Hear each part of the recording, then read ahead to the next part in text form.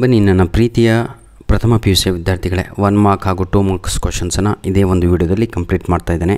Chapter 4 ಆಗಿರುತ್ತೆ.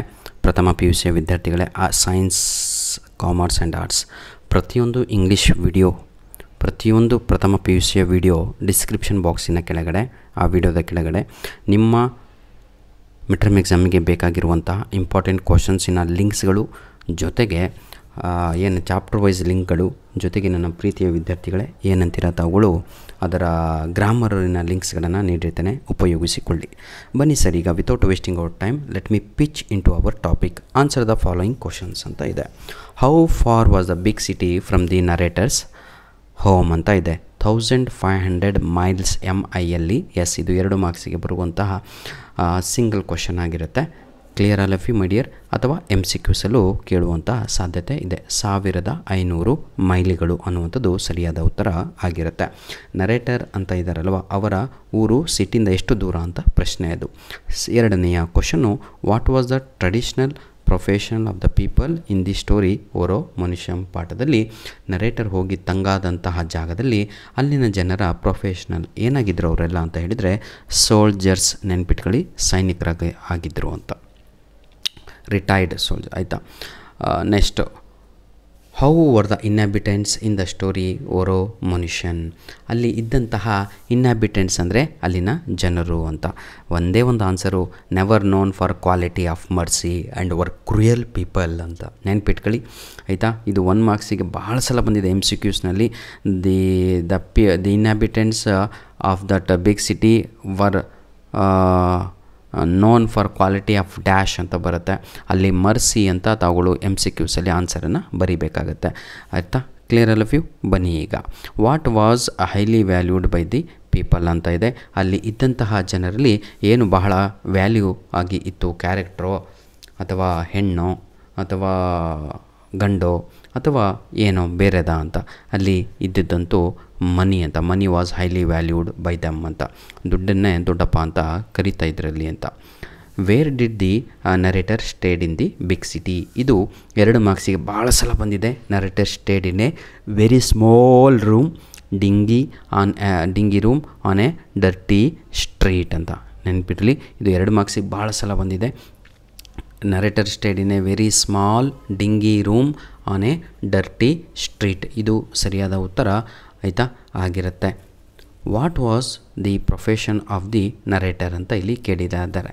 ಹೌದಲ್ವಾ, teaching English to some migrant labourers ಅನ್ನುವಂಥದ್ದು ಸರಿಯಾದ ಉತ್ತರ ಆಗಿರುತ್ತೆ. ವಾಟ್ ಹಿ ವಾಸ್ ಟೀಚಿಂಗ್ ಅಂತ ಕೇಳಿದಾಗ to write an address on envelope ಅಂತ. ಇದು ಭಾಳ ಸಲ ಬಂದಿದೆ. ಏನು, what the narrator was teaching to the migrant labourers. ಏನು ಹೇಳ್ಕೊಡ್ತಾ ಇದ್ದ ಅಂದರೆ ಅಡ್ರೆಸ್ಸನ್ನು ಹೇಗೆ ಬರೀಬೇಕು ಎನ್ವಿಲೋಪ್ ಮೇಲೆ ಅಂತ ಹೇಳ್ಕೊಡ್ತಾ ಇದ್ದ ಇಂಗ್ಲೀಷ್ನಲ್ಲಿ. Clear my dear, very good. Which skill was thought by the narrator in the story ಅಂತ ಇದೆ. ರೈಟಿಂಗ್ ಅಡ್ರೆಸ್ ಇನ್ ಇಂಗ್ಲೀಷ್ ಅನ್ನುವಂಥದ್ದು ಸರಿಯಾದ ಉತ್ತರ ಆಗಿರುತ್ತೆ. What was the working hours of the narrator ಅಂತ ಇದೆ. ಬಹಳ ಈಸಿ ಕಣ್ರಿ. ರಾತ್ರಿ 9:30ಯಿಂದ 11 ಅನ್ನುವಂಥದ್ದು ಸರಿಯಾದ ಉತ್ತರ ಆಗಿರುತ್ತೆ. What was the working hour of the narrator ಅಂತ. ಯಾವ ಸಮಯದಲ್ಲಿ ಪಾಠ ಮಾಡ್ತಾಯಿದ್ರು ಅಥವಾ ಯಾವ ಸಮಯದಲ್ಲಿ ಮೈಗ್ರೆಂಟ್ ಲೇಬರರ್ಸ್ಗೆ ಅಡ್ರೆಸ್ಸನ್ನು ಬರೆಯೋದು ಹೇಳ್ಕೊಡ್ತಾಯಿದ್ರು ಅಂದರೆ ರಾತ್ರಿ 9:30ಯಿಂದ 11 ಅಂತ ಬರೀರಿ. ಕ್ಲಿಯರ್. ನೆಕ್ಸ್ಟು 9ನೆಯ ಪ್ರಶ್ನೆ ನೋಡೋಣ. What amount was paid by the people for writing postal address at the post office. Narrator ಬರೋಕ್ಕಿಂತ ಮುಂಚಿತವಾಗಿ ಅಲ್ಲಿ ಇದ್ದಂತಹ ಇನ್ಹ್ಯಾಬಿಟೆಂಟ್ಸ್ ಅಂದರೂ ಒಂದೇ, ಜನರು ಅಂದರೂ ಒಂದೇ. ಆಯಿತಾ. ಪೀಪಲ್ ಅಂದರೂ ಒಂದೇ. ಆಯಿತಾ. ಪಾಪ್ಯುಲೇಷನ್ ಅಂದರೂ ಒಂದೇ, ಅಲ್ಲಿನ ಜನರು. ಎಷ್ಟು ಅಮೌಂಟನ್ನು ಅಲ್ಲಿ ಪೋಸ್ಟ್ ಮ್ಯಾನಿಗೆ ಕೊಡ್ತಾಯಿದ್ರು ಅಂತ ಪ್ರಶ್ನೆಯನ್ನು ಕೇಳಿದ್ದಾರೆ. ಬಿಟ್ವೀನ್ 1 ಆನಾ ಟು 4 ಆನಾಸ್ ಅನ್ನುವಂಥದ್ದು ಸರಿಯಾದ ಉತ್ತರ ಆಗತ್ತೆ. ಆಯಿತಾ. Next, what did the narrator wake up every day. What time did the narrator wake up every day ಅಂತ ಇದೆ. 4 PM. ಇದು ಭಾಳ ಸಲ ನಿಮ್ಮ MCQಸಲ್ಲಿ ಬಂದಿರುವಂತಹ ಪ್ರಶ್ನೆ ಆಗಿರುತ್ತೆ. ನೆನಪಿರಲಿ, MCQಸಲ್ಲಿ ಬಂದಿರುವ ಪ್ರಶ್ನೆಗಳಿಗೆ ನಾನು ಪದೇ ಪದೇ ರಿಪೀಟಾಗಿ ಹೇಳ್ತಾ ಇರ್ತೇನೆ. Next, how much money did the narrator had in is wallet. ಇದು ಹೀಗೆ ಕೇಳಲ್ಲ, ನಿಮಗೆ ಸ್ವಲ್ಪ ಟ್ವಿಸ್ಟ್ ಮಾಡಿ ಇನಿಷಿಯಲ್ ಅಂತ ಕೇಳ್ತೇನೆ. ಇನಿಷಿಯಲ್ ಅಂದರೆ ಪ್ರಾರಂಭದಲ್ಲಿ ನರೇಟರ್ ಹತ್ರ ದುಡ್ಡು ಎಷ್ಟಿತ್ತು, 11 ಅಥವಾ 14 ಅಂತ. 14 ಅನ್ನುವಂಥದ್ದು ಸರಿಯಾದ ಉತ್ತರ ಆಗಿರುತ್ತೆ. 14 rupees. Where did the narrator go to take his meal ಅಂತ ಇದೆ. ಊಟಕ್ಕಾಗಿ ಎಲ್ಲಿಗೆ ಹೋಗ್ತಾನೆ, ಎಲ್ಲಿಗೆ ಯಾವ ಪ್ಲೇಸಿಗೆ ಅಂತ ಹೇಳಿದರೆ ಕ್ರೌಡೆಡ್ ರೆಸ್ಟೋರೆಂಟ್ ಅಂತ ಬರಿಬೇಕಾಗತ್ತೆ. ಇದು ಬಹಳ ಇಂಪಾರ್ಟೆಂಟ್ ಆಗಿರುವಂಥದ್ದು. Next, what did the narrator order in his meal at the restaurant ಅಂತ.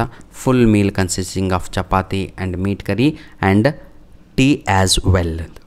ಇದೇನು ಅಷ್ಟು ಇಂಪಾರ್ಟೆಂಟ್ ಇಲ್ಲ. Crowded restaurant 14 rupees for in the evening. ಇವೆಲ್ಲ ಬಹಳ ಇಂಪಾರ್ಟೆಂಟ್ ಆಗಿರುವಂಥ ಪ್ರಶ್ನೆ ಆಗಿರುತ್ತೆ.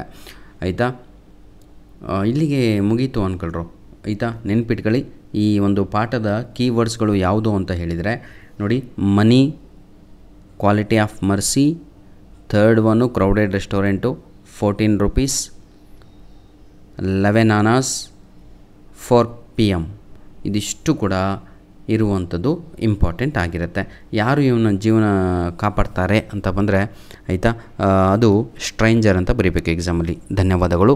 All the best. Do well. ದಯವಿಟ್ಟು ನಮ್ಮ ವೀಡಿಯೋಸ್ಗಳನ್ನು ನಿಮ್ಮ ಫ್ರೆಂಡ್ಸ್ಗಳಿಗೆ ಶೇರ್ ಮಾಡಿ. ನಿಮ್ಮ ಇನ್ಸ್ಟಾಗ್ರಾಮು, ನಿಮ್ಮ ಟ್ವಿಟರು ಅಥವಾ ನಿಮ್ಮ ಏನ್ರಿ ಅದು ಇನ್ನೊಂದು ಫೇಸ್ಬುಕ್, ಅದರಲ್ಲಿ ಶೇರ್ ಮಾಡ್ರೋ ದಯವಿಟ್ಟು. ಆಯಿತಾ, because I am not using all those things. ಧನ್ಯವಾದಗಳು ಪ್ರೀತಿಯ ವಿದ್ಯಾರ್ಥಿಗಳೇ. God bless you all.